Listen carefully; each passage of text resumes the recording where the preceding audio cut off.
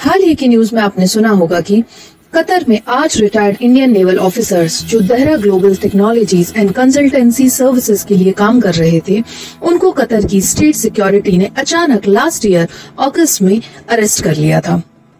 उन्हें किस आरोप में अरेस्ट किया हुआ है, ये अभी तक ना तो कतर ने बताया है और ना ही हमारी अथॉरिटीज को कोई भी इंफॉर्मेशन प्रोवाइड की गई है। इनफैक्ट ये रिटायर्ड डेकोरेटेड नेवल ऑफिसर्स की अरेस्ट की इंफॉर्मेशन भी एक ट्विटर अकाउंट के माध्यम से पता चली है। उनके खिलाफ आरोप और उनकी गिरफ्तारी का कारण रहस्य बना हुआ है। इस रहस्य के कारण एंटी इंडिया एलिमेंट्स ने बहुत से र्यूमर्स फैलाए हुए हैं। ग्लोबली भारत की इमेज खराब करने की एक बड़ी साजिश है। साजिश के कुछ इम्पोर्टेंट फैक्ट्स पर नजर डालते हैं। कतर ने 8 रिटायर्ड इंडियन नेवल ऑफिसर्स को अरेस्ट किया, लेकिन कहां है उस कंपनी का सीईओ? दहरा ग्लोबल के सीईओ ओमान के एक रिटायर्ड एयरफोर्स ऑफिसर थे।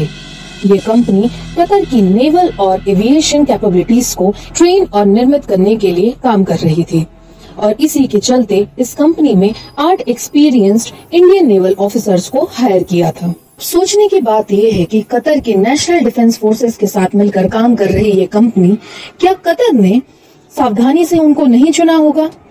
और अगर कतर को नेशनल सीक्रेट्स के लीक होने का डाउट था, तो क्या वे कंपनी के मेन रिस्पॉन्सिबल पर्सन जो कंपनी के सीईओ हैं को नहीं पकड़ना चाहेंगे? The most probable reason is Qatar और ओमान के फ्रेंडली टाइज। कतर और ओमान के बीच बहुत करीबी संबंध है। कंपनी के सीईओ जो ओमान के रिटायर्ड एयरफोर्स स्क्वाड्रन लीडर हैं, को कभी भी हिरासत में नहीं लिया गया था और गिरफ्तारी से आराम से बचने में कामयाब रहे। ये खुद एक सवाल पैदा करता है। सोचने वाली बात यह है कि आखिर कंपनी के CEO who is responsible for every decision गिरफ्तार क्यों नहीं किया गया? इंटरेस्टिंग बात यह है कि इस इंसिडेंट के बाद कंपनी की वेबसाइट ही गायब है। 2017 में अरब देशों के द्वारा ब्लॉकेड के कारण कतर को एक बड़े फूड क्राइसिस का सामना करना पड़ा था, जिससे देश के सभी सप्लाई रूट्स कट हो गए थे। उस समय भारत ने एक new C supply line start करके कतर की मदद की, जो इस कठिन समय के दौरान देश के लिए एक इम्पोर्टेंट लाइफलाइन थी। तब से कतर और भारत के रिलेशन काफी पॉजिटिव रहे हैं।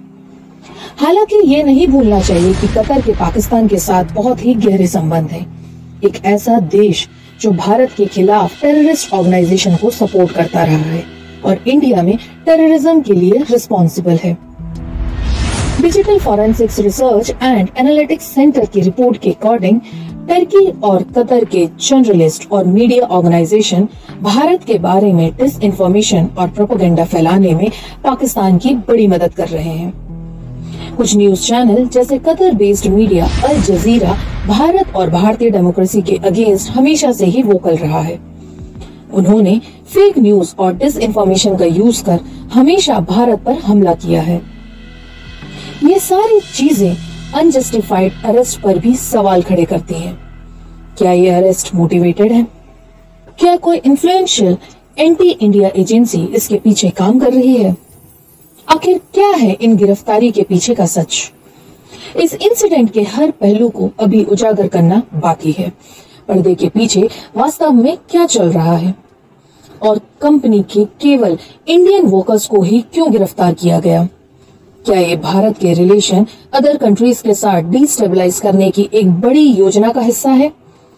ये तो समय ही बताएगा, लेकिन एक बात पक्की है, ये कहानी अभी खत्म नहीं हुई है।